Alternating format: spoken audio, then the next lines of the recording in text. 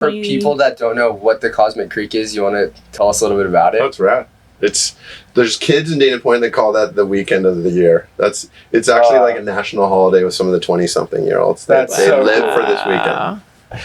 There's art, awesome. There's music, there's retro boards. Almost 30 years ago, I laid down a bunch of single fins and twin fins, and we picked from a card. Low card gets to pick the good board. High card gets to pick the good board. Low card gets stuck with the rally killers. And it just evolved. Wow. And what inspired you to first start it? The same stuff that we were losing our surfing identity. Yeah. It was rad. It was perfect timing because... Was this right when you were leaving Billabong, or were you still at Billabong? No, it's funny. Quiksilver sponsored it like the first 2 years. And it was cool because we had some of the legends. They were doing Quiksilver Silver Edition at the time. And they had like Titus and Buttons and Hackman. And they got a lot of the kind of the legends to come down to it, which was really neat. That is. But I also invited Paul Naudet, and Nod surfed in it, which is cool because he actually worked for a completely different company, but he still surfed in. Wow. And I think Paul saw it, and I think Paul really saw the value in it. He goes, "Well, this is cool." And then what was rad was this is a great story. The second one we invited Kelly. And so we had this big party, and Donovan Frankenreiter became partners with me for quite a while. He was great. Always added a lot to the event. And so... we have like the pre-party, and Donovan's band plays Sunchild, and they were great. They were like the Allman Brothers back then. And then the next day we have the contest, and I think Paul's in this second one. And so first Kelly comes down, and by then there's a little bit of hype. There's some cameras on the beach, and everyone's like, "Oh, so Kelly's surfing in the contest." Wow. And then all of a sudden I see every camera on the beach go like this, and they go, "Pam Anderson," and every camera went like this, and I just and then Kelly's going out in the water in his heat. And it was just so trippy because I was like, "Whoa." Right? Yeah. Now here's where it gets even better. Kelly went out and ripped. He did great. But Donovan was in his final heat against him.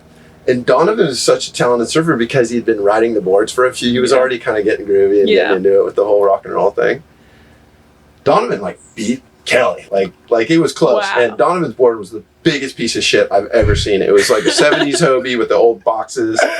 He got it wasn't even a twin fin. It was like when they were trying to figure out twin fins, like the positive force fours, it was still early on. And kind of like what Curran did to Matt Hoy in that one contest where he showed up in his heat and just smoked him on the weirdest board, right? Yeah. That's a whole nother thing. Anyway, it was great, and Kelly did good, and we had the reception at El Patio, right? So I'm sitting there on the table with Kelly, Pam, Donovan's band's playing. It was just so rootsy, right? So cool. And all these kind of legends, but it was super low key. There was only like 100 people in the whole the local little Mexican restaurant, Lucy's, and it just took off. It just people were like, "That is so cool." And then there was like the fish fries, and then there was Burley does a single fin contest down there that's really popular every year, and it was like, again, we were trying to go, okay, what are our roots again? We're trying to you know what I mean? The real reason it happened, because again, I was back at Hoffman Fabrics, and Walter and Flippy had all the boards on the wall.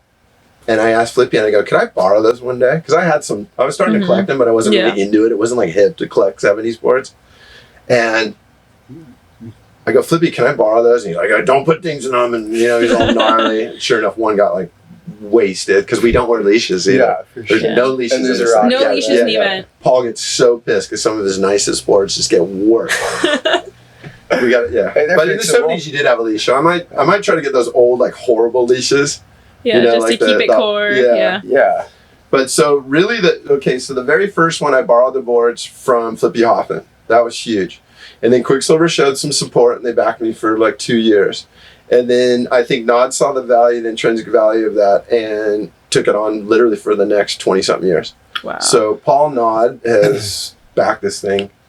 He gets it. And he has all the boards and stuff like that. So it's pretty rad.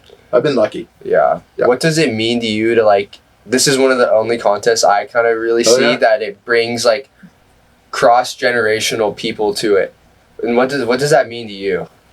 Well, you see groms riding 70s boards. Where else would you ever see that? I see groms riding boards that are older than them.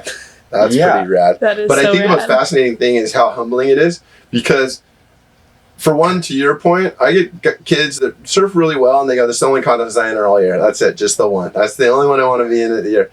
But the other thing I think is rad is when you see some of the really rad guys and they bog because they haven't figured out the single fin bottom turn. You can't just go high and like clip something. Like you got to like do the whole thing. And I love the humbling aspect of, I call them rally killers because they look really good. And when they're getting them with the card, I'm like, oh yeah, that one's killer. Get that one.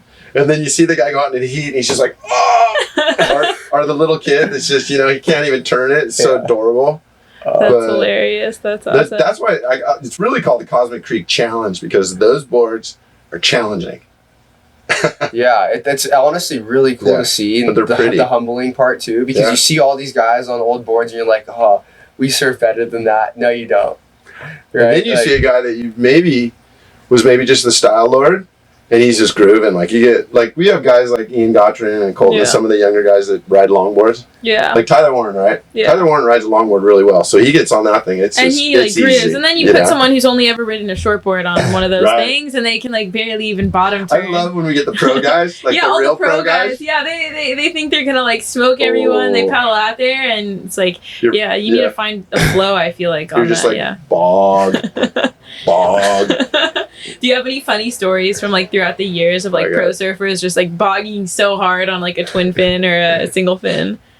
No, but we've been fortunate enough. The lists. It's funny. The other day I went back and I was I want to piece together every winner and every band we've ever had and every and artist, because the whole premise of the thing is, so every year we bring in a new artist. Some years, like last year, I did the art. This year we have Thomas Campbell, guys, rad artist, filmmaker. He's legendary. The year before that, before me, we had Jason Woodside, who does huge paintings in New York galleries and stuff. So every year we try to bring in a new art thing. So first of all, there's an art thing. Second thing is I start putting together the music track because I'm DJing the whole thing all week. I mean, you got to have the right music. So I even try to put 70s music to your single fin heat and 80s music to. It's so down to the detail. So thought out. When you go on your 80s twin fin heat, it's Oingo Boingo and Diva and stuff, right? And when you're in your single fin heat, it's Eagles and freaking Stevie Wonder. That is so awesome. Okay, so there's just that component. Before you even get down to you have the artist, you have the music. Now you start figuring out who's going to surf in it. And I looked over the years and I had Tom Curran 3 times come to it. Dave Rosovich, Wade Goodall. There's been kind of a lot of different. Rosie Hodge rips in it every year. She's just got really good style. Yeah, she does have good style. You know what I really love about it? The girls surf better than the guys in this thing. Wow, I love that. No way, how come? They're slower, cleaner, and smoother. They have more style. So when they do their little, arm things, it looks better on the boards. Yeah, like Steph Gilmore, they kind of just flow. Yeah, I've seen girls smoke some of the pros in the finals of this thing, which I love. That is so awesome. I just ran into, Cassia? Yeah, Cassia. I just ran into her the other day. I'm like, you should come to the contest. And she's like, full on, it sounds great. And I'm thinking, she's a good longboarder. She's probably going to surf the boards pretty good. Oh, for sure. Right? Yeah. That's awesome. And you're going on your 27th year this year, right? And it's coming up pretty soon in a couple of weeks, right? Yeah, it's all coming down. It's May 31st, June 1st, last weekend of May. It's kind of a weird number because 31. Saturdays, the 31st is usually kind of the local day. Everybody surfs their division. There's usually, we have music and stuff like that. And there'll be booths and we have tie-dye stations. It's pretty rad. There's a lot to do. That is so rad. And the tunes are great. And then, so Saturday's more kind of the local guys and guys that love to surf this event. Sunday's more is when we bring in the shapers and the creative guys and the pros and kind of more of the but we have a shaping room down there that's powered by a Rivian car. Wow. Yeah. Down there on the beach. Yeah, we actually take this cool Visla shaping camper thing. And they make boards, so we invite all these different shapers, and they can come make a board.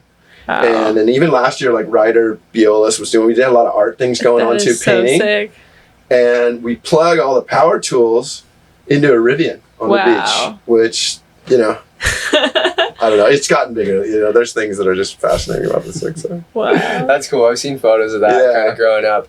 But we had Metallica on the beach one day. Robert Trio and on the beach. It was the raddest thing ever. I think they've thrown like the biggest concert. Yeah, that's cool. Yeah. That's cool. You're also the captain of the Dana Point Surf Club, which is like a whole different kind of leadership. President. Yeah. For people who don't know about it, what's the Dana Point Surf Club all about? Wow, it's been 8 years. It's been a labor of love. It was my kind of love song or whatever sonnet back to Dana Point because I grew up in a special place, did really well, took a lot, took, and then you get to a certain point in your life where you need to give back. You do. If you had a good run, you should be giving back at some point because, all these great stories about doing this and working for these people, that's great, but that was all, it was gaining and all this, like, it's stuff. Mm-hmm. And when you get to a certain point in your life and you're like, okay, I am such a lucky bastard to do all this, to work in the industry, to grow up in a place like Dana Point, like San Clemente. Are you kidding me? It doesn't get much better than that. It really doesn't. And so I just came to the point where they started the West Coast Board Riders and they go, hey, it's going to be kind of like the Aussie guys, we'll do good and all this stuff. Very first meeting, they didn't have girls. They said, we're not going to do it. We need girls. So that was like right out of the gate. First one, I was just like, that is huge. I was with Pat O'Connell, who's my vice president. And I go, we're not in unless we have girls. So we got girls right in because girls always did good for us in Dana Point. Yeah. They kind of save us most of the time. Girls make the biggest difference. Girls crush it, dude. Like in high school back in the day, if we didn't have girls, we got even more smoked by San Clemente. I remember even when I was in high school coming up against the Dana Point girls, they always crushed it. Yeah, they saved us in kneeboard back in the day. But so it's been about 8 years. It's a nonprofit. We have a huge calendar. We do tons of stuff. I have captains that run the team. That's the captain part. I don't like I love the competition part, but again, I'm not that type of person. I mean, I love to put on a jersey and I love contests, but you can see by the Cosmic, I don't like to take it too seriously. Yeah. So we have great captains. Lucas well. And Roddy. He said to say hi. Oh, that's funny. Yeah. He said, hey, we have lowers coming up next week. Yeah. Was there a little skirmish somewhere? There's a little. You can just kibosh it now and just make it. I thought it was funny. Yeah. I don't know. He was kind of. Lucas is serious. He's a great captain. Lucas handles all our social media, which I love, and he coaches a lot of the kids. So no, all respect to Lucas. Dude.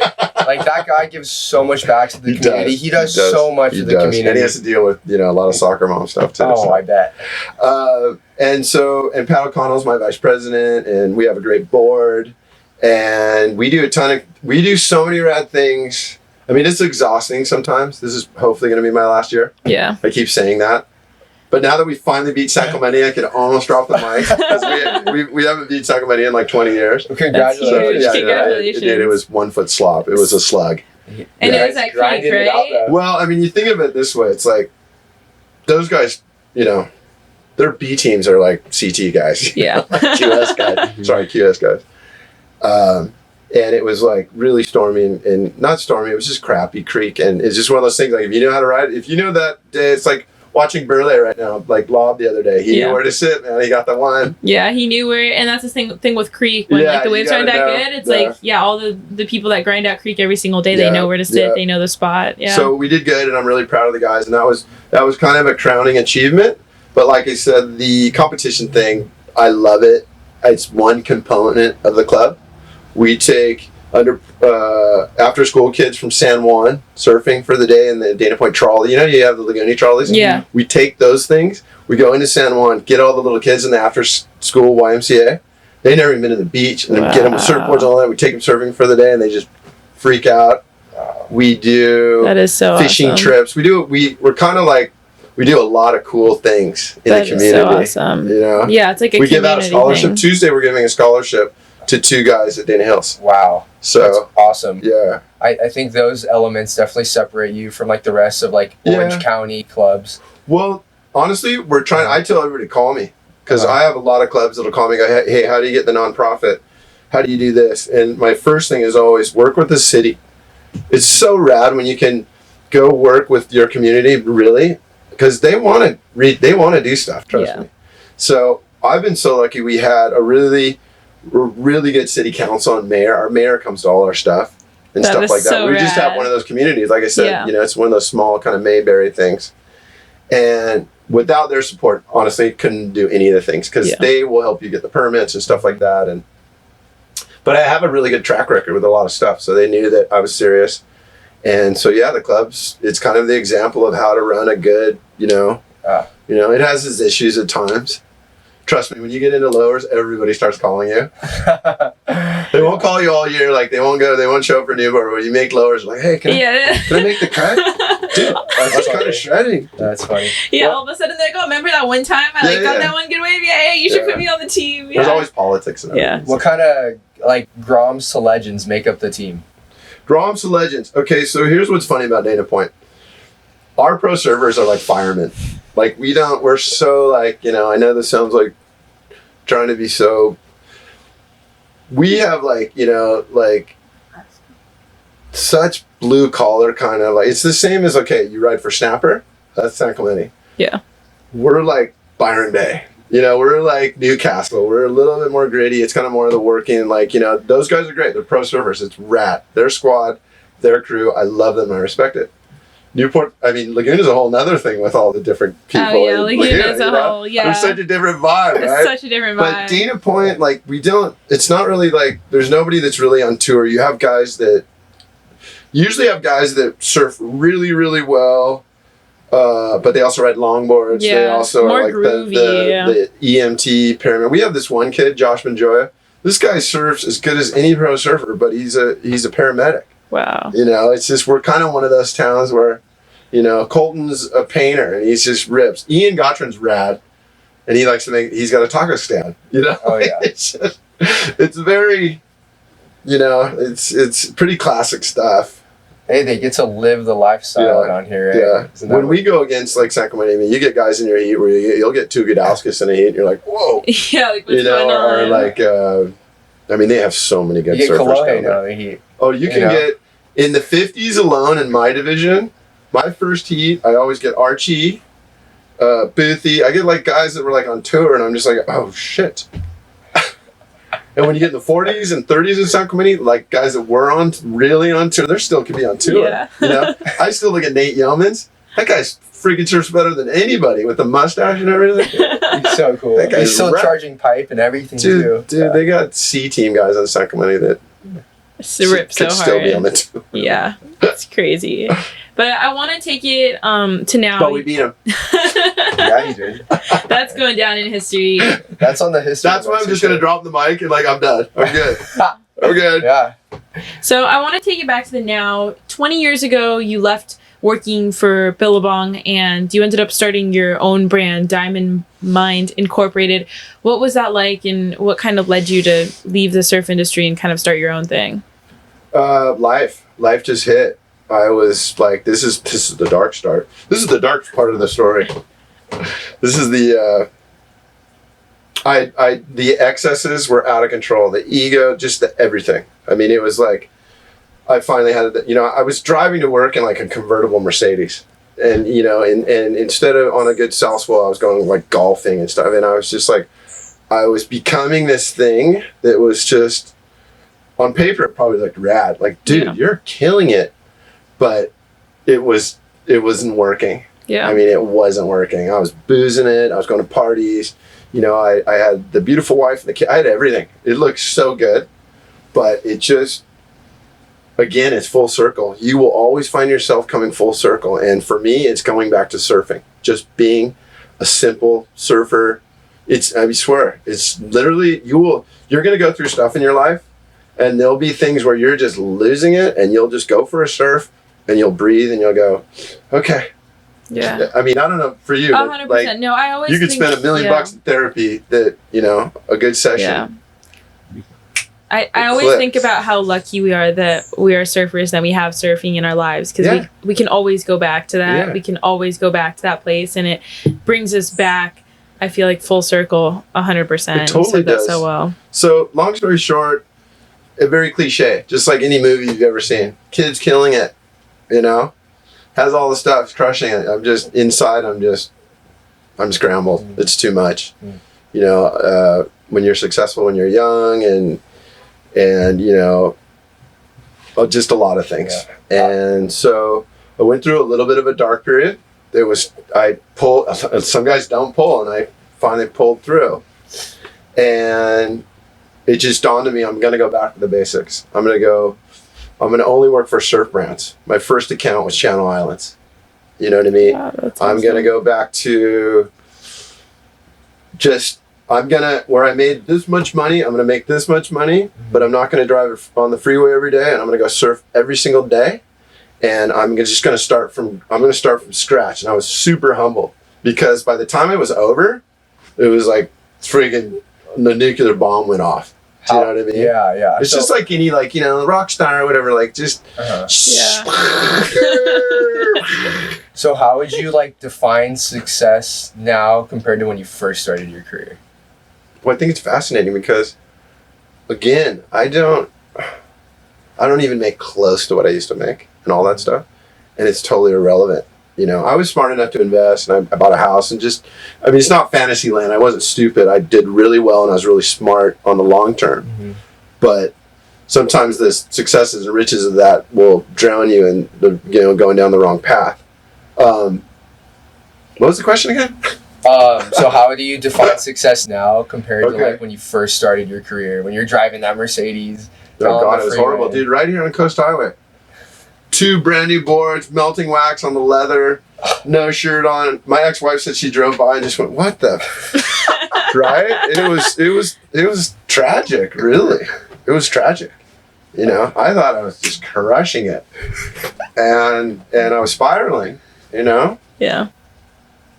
I have 3 beautiful kids. They're all pretty much grown up now.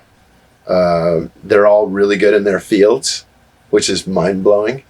Do you know what I mean? And you think they're all going to be surfers and all this stuff. And when your kids go off and do their own thing and they do really well at it, it's pretty gratifying there. I was always a really great dad. You know what I mean? I was always there for my kids. There was times when I was MIA for a lot of things, but seeing my kids grow up and they're good people, they're great individuals. And like I said, as dumb as it sounds, being able to surf almost every single day. Some days I don't. I don't want to. I'm getting cooked. You get fried after a while, but. And then the clients I have now, and the rebranding, and it all worked out for a reason. I got really lucky. I pulled a parachute and landed somewhat safely on a cliff. Kind of. There's guys that go through the same stuff I did, and they can't pull out. Yeah. And and that's the real tragedy when you're like, oh yeah, that guy was so rad too that he freaking went off the deep end or something like that. Yeah. And so it's being really grateful, I could get a whole sermon into that kind of stuff like that, but I'm lucky. It's almost better that I went through all the crap because I can look back and go, dude, I crushed it, and I was in the gutter too. Do you know what I mean? And just go, and then just always borrow on those experiences now, because there's going to be kids just like me coming up, and they come to my office and they're like, Edie, what do I do? And I'm just like, well, this is what I did. So, guys like that are really helpful too. Timmy Patterson, he's like a friend like that. We talk about stuff like that, like those kind of things. There's guys out there that'll help. So, yeah. Wow, that's really cool. Success is simple. Yeah. It's just waking up every day and being glad to be alive, It's real simple shit. Yeah, I feel like when we're younger, we overcomplicate things and we want all the big fancy stuff, and it takes getting there to realize that, a lot of that is just, perception. And from the outside, it seems so cool, but sometimes just, going back full circle to just, what made you happy as a grom and surfing. And I kind of want to go back to when you first... Really quick, it's so much harder for you guys today. Yeah. I mean, you got to remember, all the gnarly, crazy stuff, there wasn't Instagram. No one was posting it. You just kind of came out of and you're like, okay, that was rad. Next.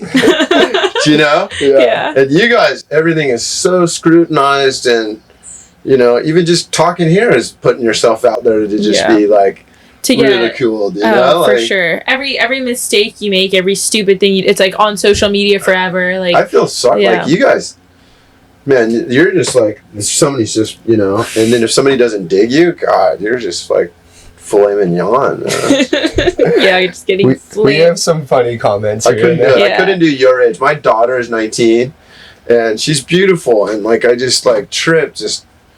Yeah. There's judging. The social, much judging. Even like with Beyond the Lineup, like we get some pretty funny comments like all the time. Sure. Like me, especially being a girl, people would be like, "Oh, you're a girl. What do you like?" Comments like that all the time. Like, honestly, you're one of the most intelligent girls I've ever met. Don't you speak like 8 languages and stuff? I speak a few. Yeah. Languages. UCLA. Yeah. Yeah, but and that's the key to that. I think it is. You got to have a sense of humor for it. Yeah. Because if somebody starts flambeing you, if you can kind of laugh at it, like I saw, what was it? Was it Sterling that was rousting Lair or something? And then finally Lair just goes, "Dude, let's go to Chubbs." Like he was able to if you take it too seriously, it's you can't. But if you can pivot and make it like, for sure, right? Well, let's go, dude. Yeah. Let's have fun. Let's if you can't fight them, you can't beat them. 100%. Join them. Yeah, join them. Right. Well, I want to take fight them. Yeah.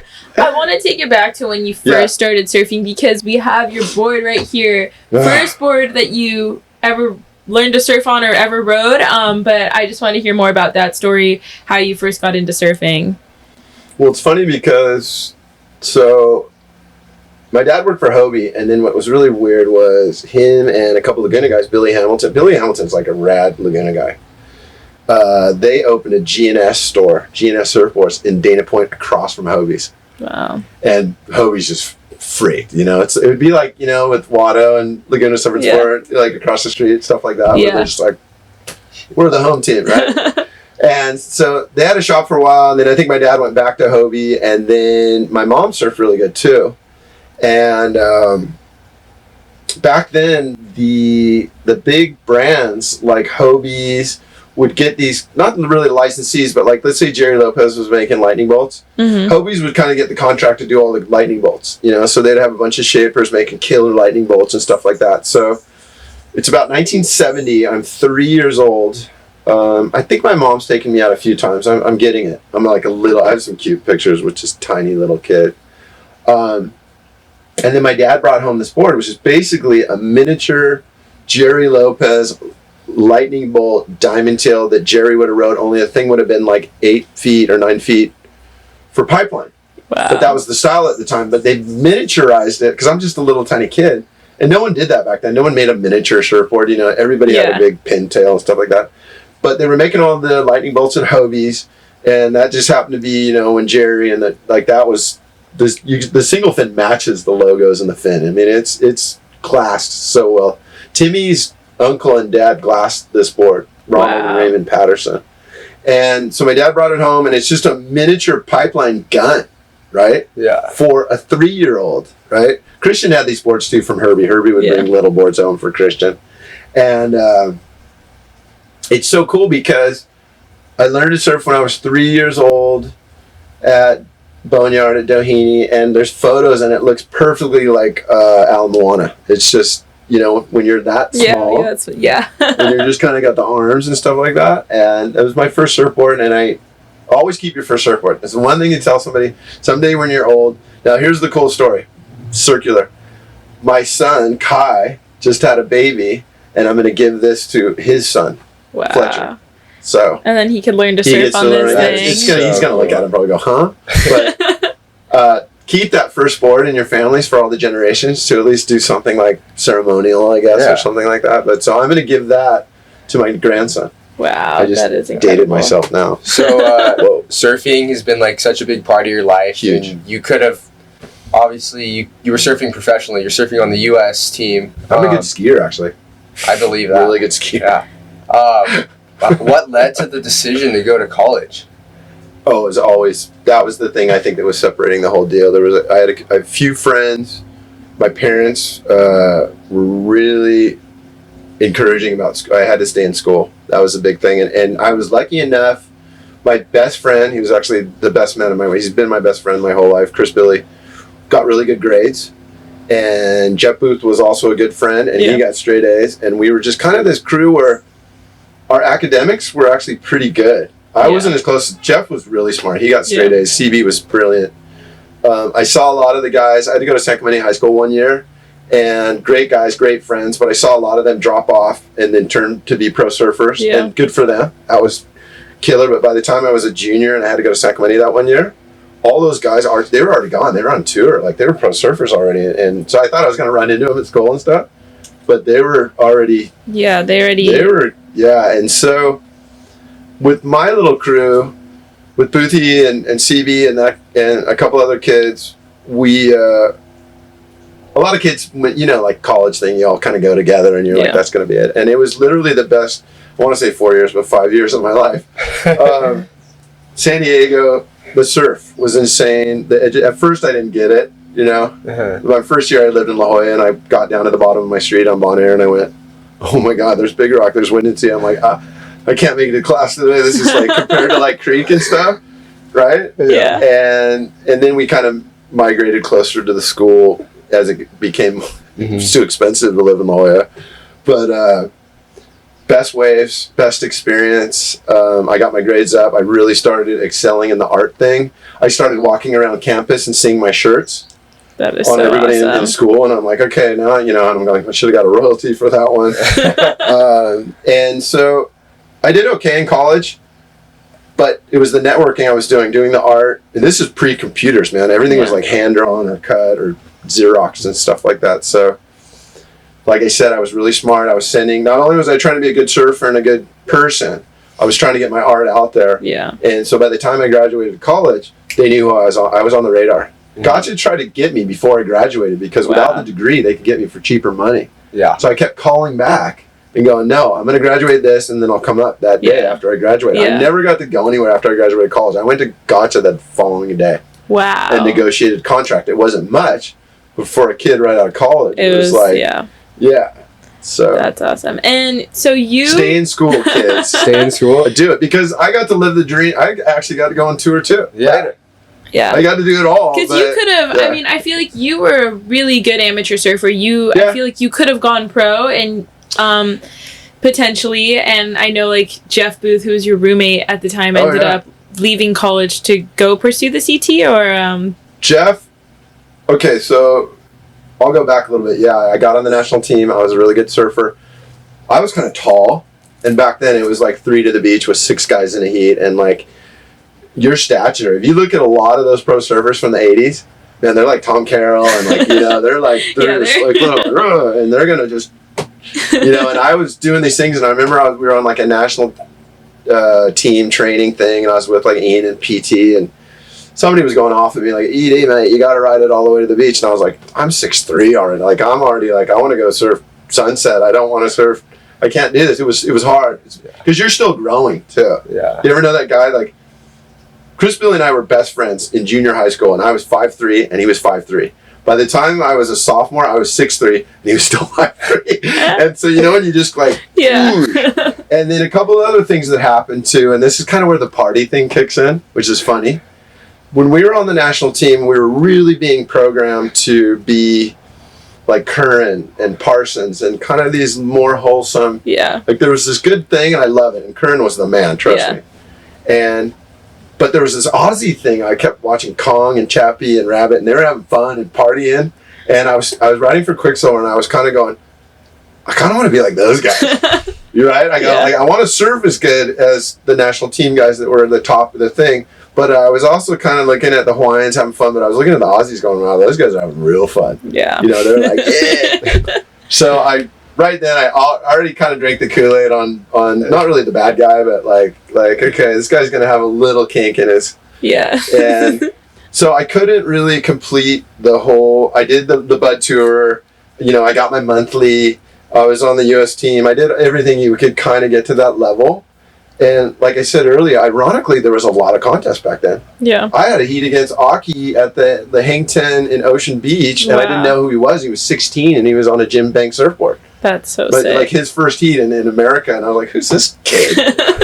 Right? He Little was just did you small, know. dude. It was just like, it was over. And there used to be like the Hang 10 Pro Series. Shank won the whole thing one year. That's so epic. Used to win all the series. He was the guy. Like, he was a god. That is so sick. And there was Bud Tour. There was a lot of, like, the sad thing is there was more opportunities back then to be an emerging pro surfer from California. And now there's nothing. Like, I don't even know how you even get on the radar. Yeah. Yeah, they QS. That's it. Yeah, but who's going to pay for that? You got to travel. You're like I'm talking a local series that elevates nothing. Yeah, there's nothing. There isn't anything. And to me, that's why we got to go back to zero. We got to start over. We got to start. Yeah. I will say the NSSA, like Janice and Galen, they do a pretty good job, and they always talk about stay in school, get good grades, and you can surf in these contests. And they always give like a huge shout out to the guys and the girls with like the best GPA. So it's pretty cool. Yeah. To see that. As lame as it was, part of getting on the national team, you had to have good grades, and I got pretty good. Like I got in state school, but I wasn't getting into UC. Right? Yeah. Could you imagine if that was the criteria today? Yeah. It'd be interesting with all the homeschooling because we talked about this before. Is I'm more concerned that these are great kids, but they might not have the social skills. They might not trust me, the gnarliest thing about being in college sometimes was just finding a parking place. Yeah. Do you remember? Yeah. Like just those days where you're like, I got to be at class, and there's 40,000 kids, and there's nowhere to park. There's nowhere to park. Even at UCLA, don't talk to her about parking. My God, crazy. So parking, as cheesy as that is, those are the things you have to mature and just deal with it. That you might not, going to lowers and just videoing every day. You're not having those life experiences that you kind of got to have some stressful, and. Do you remember like crashing classes when you can't get a class and you got to try to get in? And it's just, all the time. Just, you go this early. Is dog stuff. Yeah. Talk to the professor, try and persuade your way into the class with 4 other people trying to get into it too. I had this class. Okay, so here's what's funny about being a creative person. I got one of the highest creative writing scores you can get to graduate. You have to pass a certain, your 101, what are they called again? The GEs? Prerequisites. Yeah, 101 classes. So you have to have a certain, to graduate college by then, you have to have obviously those numbers, but you also have to pass a few exams so they know that you're. Yeah. Totally. So I got super high creative, like crazy off the charts kind of, couldn't pass this one math test. I just could not do it. Now I love math. When I look at swells and stuff, I love math. But back then I was groovy, I could not. And so I had to take, I think it was like a linguist. I had to take such a weird class to say that I passed that math thing, and it was that you got to do this to survive. Yeah. You know what I mean? Yeah. Yeah, 100%. And I feel like it's crazy if you go to lowers on any random Monday, Tuesday, Wednesday of the week at 9 p.m. 9 a.m., 10 a.m. Literally any time of the day. There's 100 groms out. Right. None of them are in school, and they they homeschool, but that behind the scenes they're not probably doing that much school. Everything's online. You're not actually learning, getting those social skills. But that concerns me. They're good kids. I'm not taking anything away from it, but but it definitely concerns me too. So I was just wondering, just looking back on your career and how much education has opened up doors for you, do you have any advice for any groms or people that aren't sure whether to stay in school or not?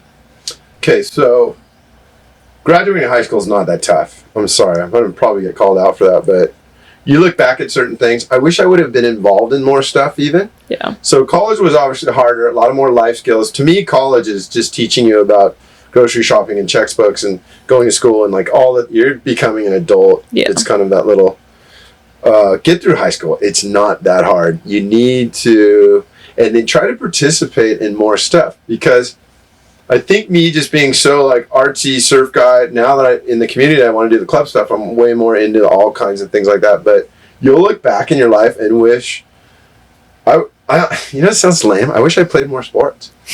I wish I wasn't so just surf guy. Yeah. You know what I mean? Because my one son, he excelled in water polo, and he got a killer ride at a school, and he was just a beast, and he was in a totally different thing. And I look at that and I go, I could have done that. Dude, I surf big waves and swim out there. I could swim in a pool fast. But try to be open to maybe participating in something else. Don't worry about the grades so much. Sometimes it's just the time you put into something. You'll get through it. And education's, that was huge. That was huge. So I'm glad I did it. It didn't mean I just got paid more. It meant that I can have a conversation with you for a freaking hour. Do you know what I mean? Yeah. That's a skill, I guess, to just be able to, You know, I know some guys are like, oh. Surfer 3, you could, yeah. But everyone's got something. Yeah. You know? And surfers, you know, at the end of the day, surfers are connected to something that's totally different, you know?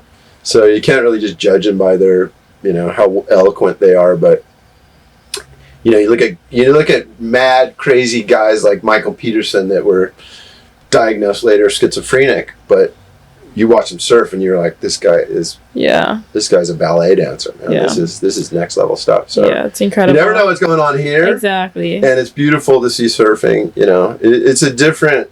Yeah, it is, because you have to have some kind of spiritual connection with the ocean and nature to be able to surf and surf waves in a certain way. It definitely takes a lot of that. So there is, I think every single surfer has that aspect to them, whether they realize it or not. Yeah. And it's the most you cannot figure out the medium. The medium's always changing. Yeah. You know, like I was a really good skier. We lived in Idaho. I became really good at skiing. But the medium's pretty, you know, that's the closest thing I could get to like surfing is going really fast and, you know, and snowboarding and stuff like that. But the medium is there. It's set. It's like track and field. It's there. When you're dealing with something that's, you know, it's like a weird relationship. You know, like I have heat sometimes that I do really well and the wave just comes and you're just like, why? Yeah. Why did I, you know? Yeah.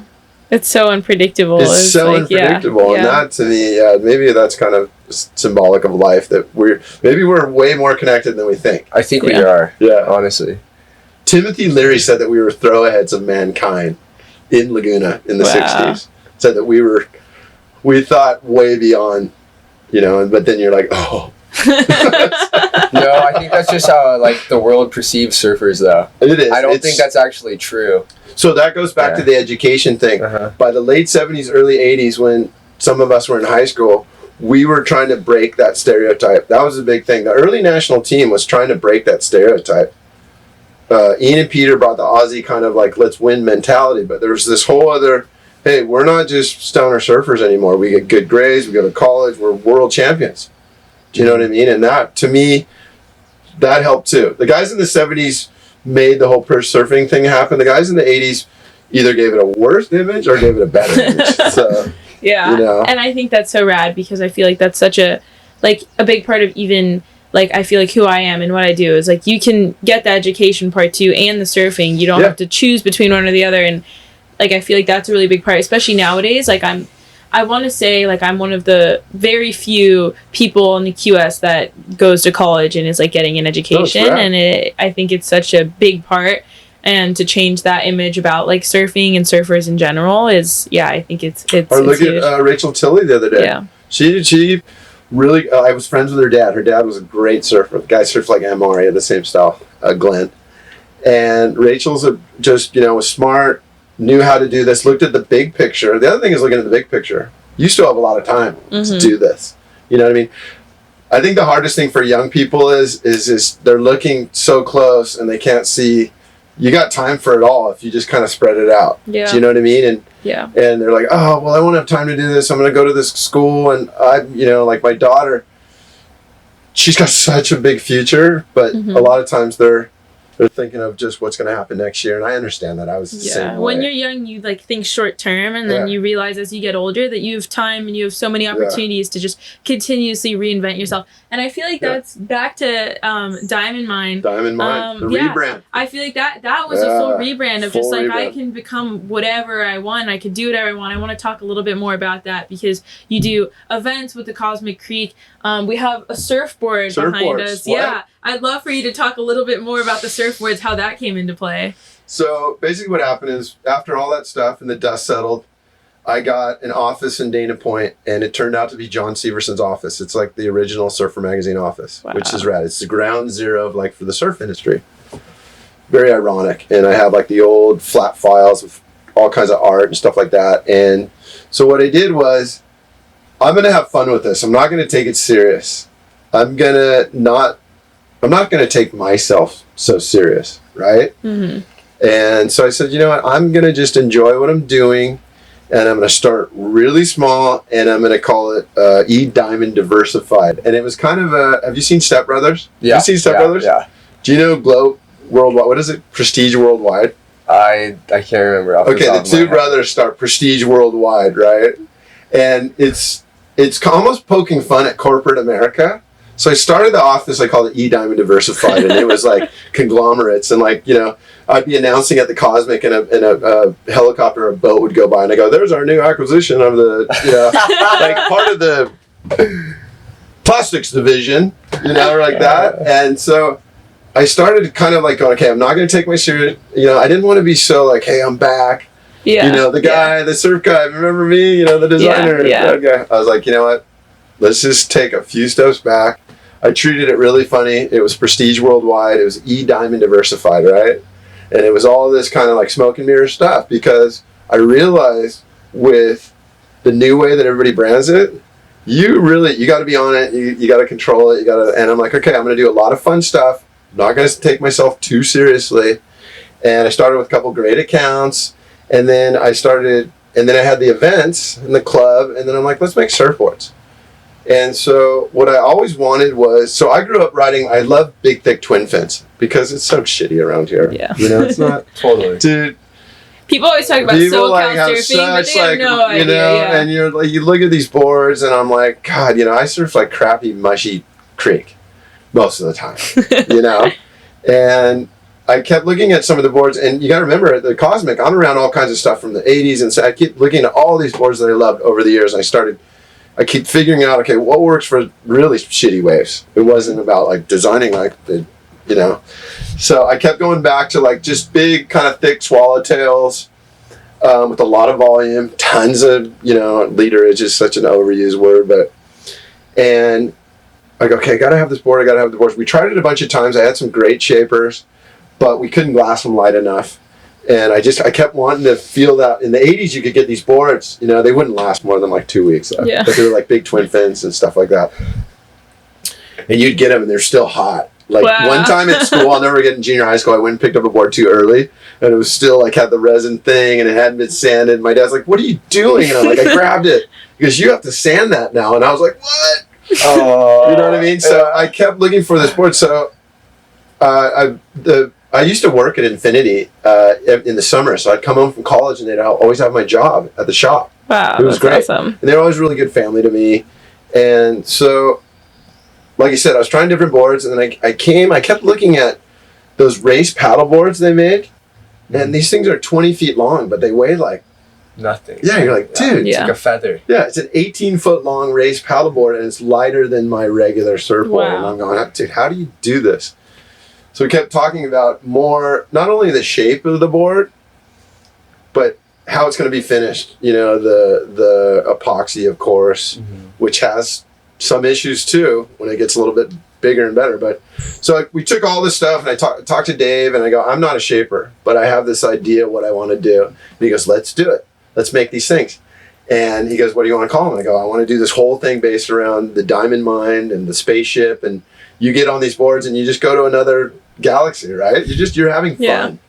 And sometimes on bigger waves, you go to a whole other solar system, right?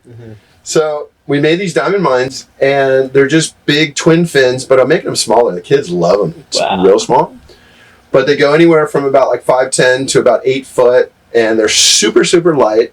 They're really square. They look really futuristic. It looks like a space shuttle from the 80s, you know, and they're opaque, and it's really about having a really fun, thick, super light board for crappy, you know, everyday surf. Yeah.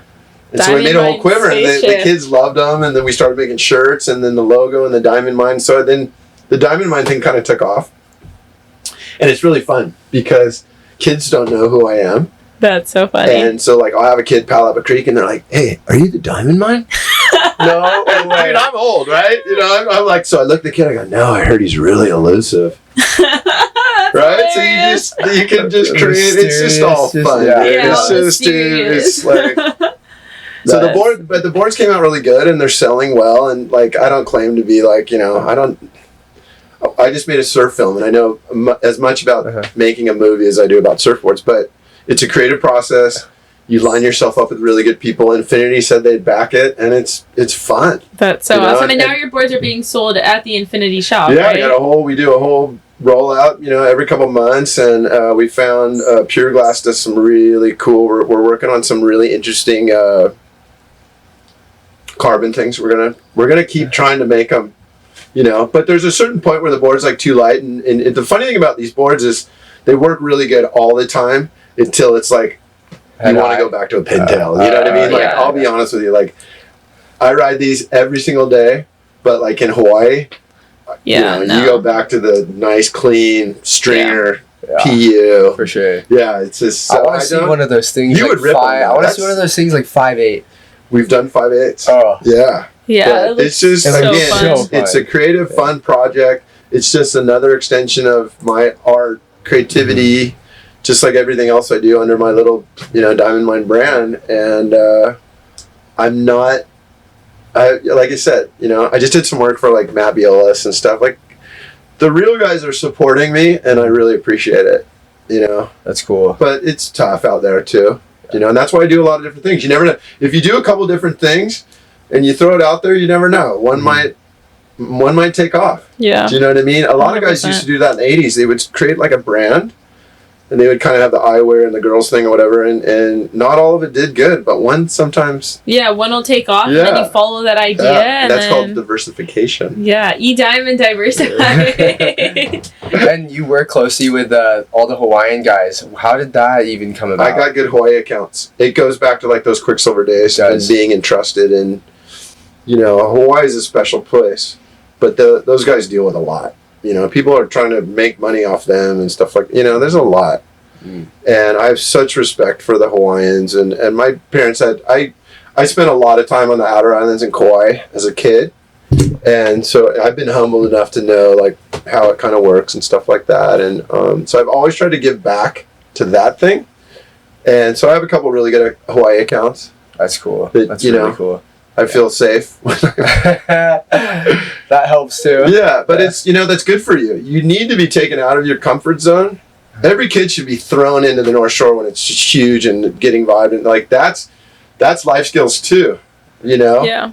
Because if you can't make it, in fact, if you can't make it there, like I don't think you should be a pro surfer either. If you're not, this next year is going to be really interesting. Yeah. It's going back to like the kind of more of the roots of I know, it's going back to the roots of surfing. Why was that so hard to figure out? It's ended pipe. You always want two things. You want a Triple Crown champion, because that shows that guy was on his game for the winter, basically. Because usually you're going to have big, sometimes huge Haleiwa, but not usually. Haleiwa is usually the smaller one. Sunset, they need to put Sunset back on the... When I was younger, Sunset was where if you couldn't at least paddle out on those, you were not going to be a pro surfer. Wow. Yeah. And then finish at pipe. It's just, and so you got to have the Triple Crown. That could be a totally different guy, which is great.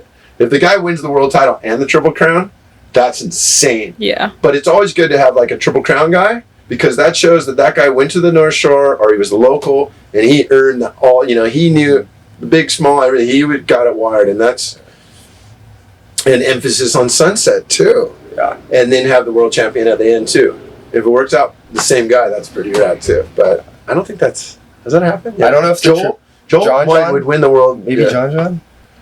Possibly. I don't know. I gotta do my homework. Yeah, me too. Yeah. But yeah, the Triple Crown needs to come back. I remember I did a poster for it one year. Wow. Oh, you did? Yeah, it was so rad. I think I have a shirt from it. Yeah. You might have. It was during the 90s, and it was right when computers were starting, so it's pretty... I look at it and I cringe, because it's early computer. Yeah. And I was kind of late to the ballgame. Like, there's a thing, I wish I would have been on the computer earlier, because I was old school, cutting fabric, patterns, drawing it. That's crazy. And it's one of my early computer things. And it's a Triple Crown poster, and it's got like Pipe Masters and all that stuff. But I look at it and I'm like, I kind of cringe, because it's like early, like like figuring out how to use it's early Photoshop, early Illustrator. Like you're like, oh god, if I just clean that up a little bit. But yeah, how did It was the year Kaipo Akias won from Kauai. Oh, so he won the Triple Crown. He's got the trophy, and it's my art, and it's the thing, and then the poster, and I was like, right, it couldn't happen to a better guy, like Outer Island guy, That's too. Kauai guy. What would make this next chapter of your life the best one yet? I'd like to have like one more kind of success shot too, just to kind of shut them, all the doubters down. No, just kidding. No, like I said, I'm trying to do all these little things, and they're fun. And for one of them to take off, I would love to. I don't really want to get back into the whole industry thing. I'd love to just keep some good clients. I just don't see myself getting on a freeway and stressing out, and you know what I mean. Like, it's like Bobby Martinez said, surfing is big enough right now. Yeah. Right. Yeah. 100%. So well said. Yeah. Yeah. And I feel like you have such a good thing going on, like working in the Old Surfer magazine location, going down to Creek to surf, and when you want to. I know what the answer to that question is. I finally have people coming to see me, and I'm not coming like soliciting them. I think that's, to me, is success. Like, when the young guys come, or a business client or whatever, but they come to my office, and we work on a project or whatever it is, and it's kind of on my terms now, which is, it's pretty cool. Before, you're kind of, the 9 to 5, and that stuff gets to you, and the grind and stuff like that. And I think the last chapter for me, obviously, I'd like to go out with a bang, Who doesn't? Just 10-foot chopes, just over the falls. That's really, isn't every surfer's freaking Freudian, like, death sentence is just getting gobbled up by a shark or something? But I'd definitely rather burn out than fade away. And this last chapter has been, pretty fun, because not only have I been able to kind of reinvent myself, but I have a good time. It's authentic. Continue what I'm doing right now. No, it's been a fun ride. It's been a really fun ride. Yeah. Oh, we got a lot from you. Thank you. Appreciate it. That was fun. Yeah, thank you. Yeah. Do you want to? Love you guys. Well, proud of you. Keep this up. Edie, it's been so fantastic having you on the show. Thank you for sharing your insights and experiences with us. To our listeners, make sure to follow Edie's work and keep up with his latest projects.